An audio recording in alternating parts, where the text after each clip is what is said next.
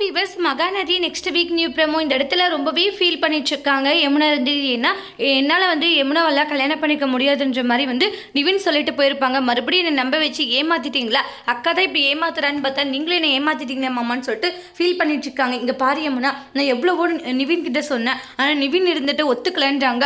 அதுக்காக நிவினோட நல்ல பையன் கூட உனக்கு கிடைப்பான், நீ ஏன் கொஞ்சம் பொறுமையாக இருக்க மாட்டேங்கிற, தேவையில்லாத விஷயங்களை யோசிக்காத, எல்லாமே சரியா போயிடுன்றாங்க. இல்லை மாமா, உங்களெல்லாம் நம்பின பார்த்தீங்களா, எனக்கு சரியான ஒரு நம்பிக்கை துரோகத்தை பண்ணிட்டீங்க.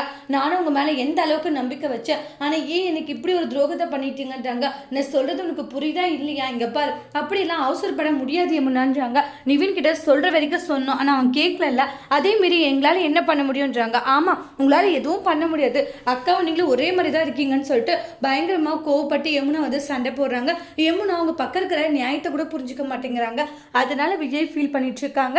இனி வரக்கூடிய ப்ரமோல என்னெல்லாம் பண்ண போறாங்க விஜயும் காவேரி சேர்ந்துன்றதை நெக்ஸ்ட் வீடியோல வெயிட் பண்ணி பார்க்கலாம். தேங்க்யூ.